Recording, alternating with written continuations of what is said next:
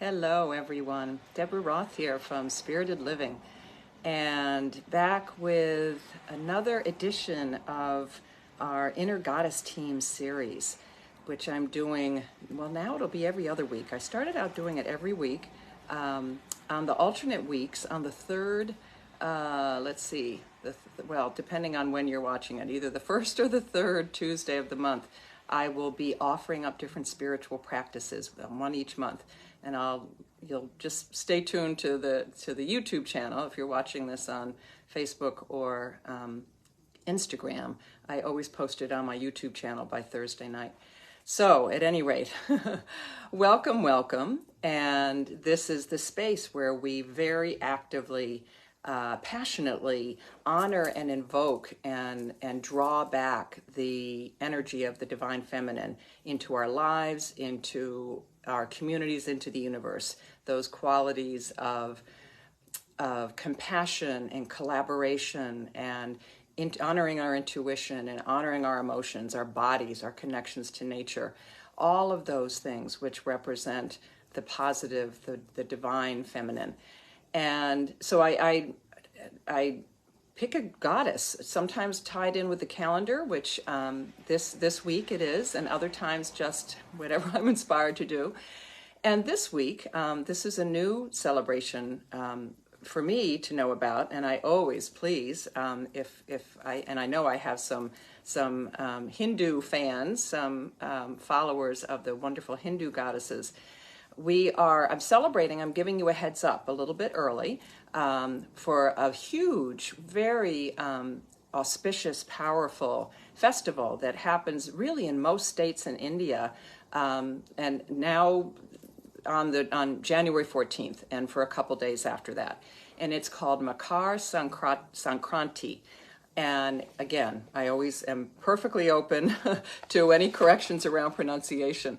And it's interesting because I love exploring and finding out what different people have to say about it. And at first, I was finding all kinds of information that said that this was only a festival. And then I was finding information that said it's honoring a goddess named Sankranti. And then I found it was a god. So there the patriarchal stuff comes in. I have to say, weighing the different things I was reading, the fact that it's named after a goddess, this festival, Makar Sankranti, it seemed to win out that it was a goddess and not a god. So it's a celebration of and in commemoration of the goddess Sankranti, and the fact that she's an aspect, she represents the sun and the energy of the sun. She's associated with the sun. Like several sun goddesses. I mean, typically we think about the sun being connected to male gods, but there are actually, in many different traditions, there are actually sun goddesses. And it commemorates her appearance to slay the demon, Sankarasur, on this specific day. And one of the images that I found is her actually slaying, you can see her in the pink, slaying this very angry-looking guy, demon.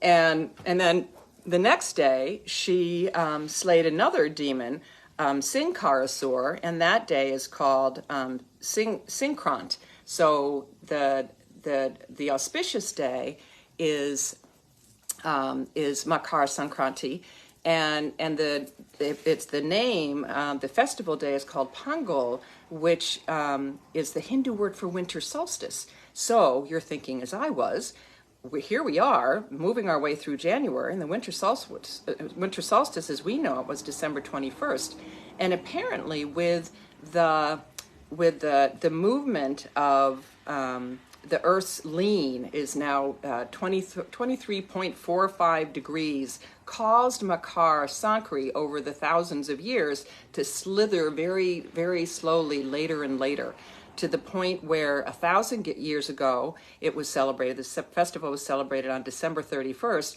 and now it's been set. And apparently it's one of the only festivals that has a set day, which is January 14th, and a few days after that.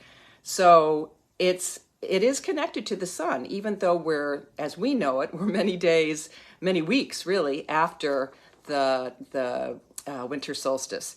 And one of the things, so if any of you have heard of that, have heard of Sankranti or Makar, celebrate it. I'd love to hear how you celebrate it. What I read about the celebration is that it's a wonderful time to welcome back the light, like the winter solstice. We are still in the darkest weeks of the year, but we are the sun is slowly making its way back. And it's a time for ritual cleansing and blessing of your homes. And you can you can draw in Sankranti and ask for her blessing on your house to keep relationships strong and to banish sickness. Sweet rice is a typical offering for her. And it's interesting. One of the things that I found a really direct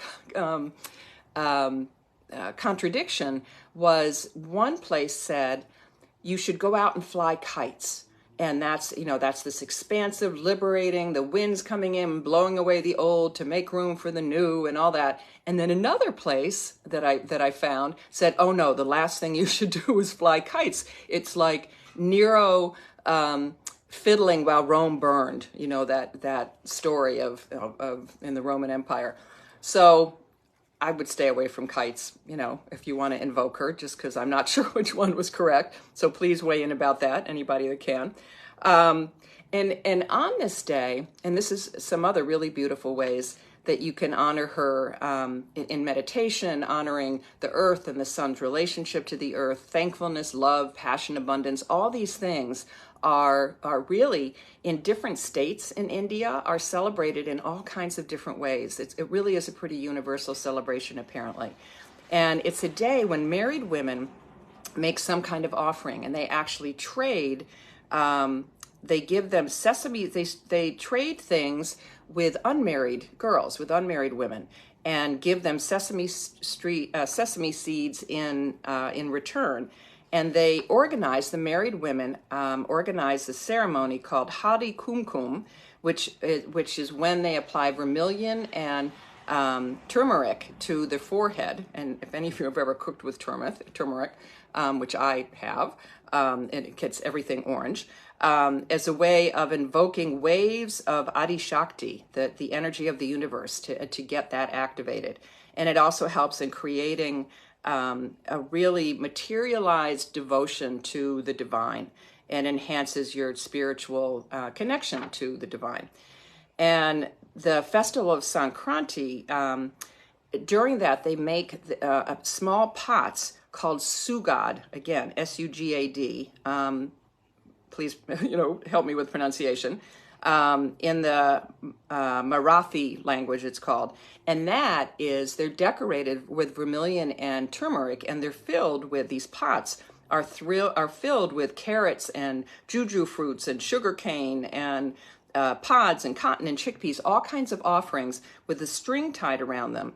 And five of these pots are placed on a wooden offering tray and used, to worship and to give and to gift these. 3 of them are gifted to married women. One is offered to the tulsi plant, and the other one you save for yourself. So those are just some of the things associated with it.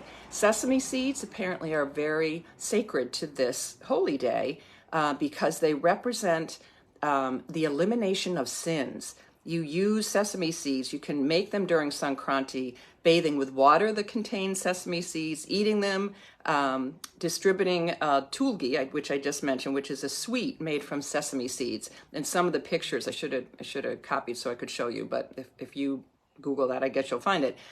These balls that are covered with sesame seeds as an offering, and lighting lamps with sesame oil in them.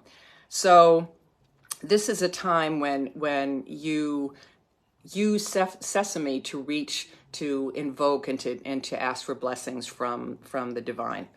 So all of that, all new to me. That's one of the things I love about doing this. I hope you enjoy them, these Inner Goddess Team videos too. And I call them, as you probably know by now if you've been tuning in, because we all have these archetypes. We all have these qualities within us, no matter our culture, no matter our gender. And it's the idea of embracing and learning about them all that we see how the divine feminine and how those traits and those characteristics are embodied all over the world, and just hopefully not waiting. Hopefully they're now really being reborn, because boy, our world certainly needs peace and love and collaboration and cooperation and compassion and all those things that are represented by the divine feminine. So I did find a chant, not one I was familiar with, that means dispeller of darkness. And since this is associated, since Makar Sankranti is associated with the winter solstice and the return of the sun, it seems a perfect one for it. So the idea is to either recite it or sing it with a deep sense and with a sense of gratitude for the sun giving us light and being able to, and slowly making its way back to the earth. So you offer water, and in India they might offer water from the Ganges River, Ganga water, red sandalwood flowers. All these things are part of the offerings that you can make along with singing this chant. You sing it 21 times on the day of Makar Sankranti, so on January 14th. And it's considered to be very auspicious to keep a fast on that day. So if you're going to have those great little sesame balls, treats, to do that the next day. So to fast, to release your problems and chant this, and then in respect and acknowledgement of this beautiful Hindu goddess and festival. So the chant is Om Sum Suryaya Namaha. And again, most of these you can make up your own tune. You can go online, and again on my YouTube channel I'll write this out, and you can check it out there come Thursday night. So if you just want to take it in, you can close your eyes, and I'll sing it a couple times, and hopefully it'll kind of stay with you a little bit. Om Sum Surya Yamaha, Om Sum Surya Namaha, Om Sum Surya Namaha, Om Sum Surya Namaha, Om Sum Surya Namaha. So take that in and think about all the ways that you are grateful, and do some extra sun salutations if you're a yoga person. This is the time of year when we're continuing to celebrate the very sweet, gradual return of the sun. And then on January 14th, on Makar Sankranti, try some of these things in your own spiritual practice. Thanks so much for joining me, and I will not see you next week. Whatever, you'll have to check my, I don't know where I have it, my newsletter, I guess. So please subscribe to the YouTube channel. I'd love to hear your comments. Subscribe to the newsletter on my website, and you'll hear what the upcoming goddesses are, spiritedliving.com. And I look forward to our next Divinely Feminine interaction. Bye for now.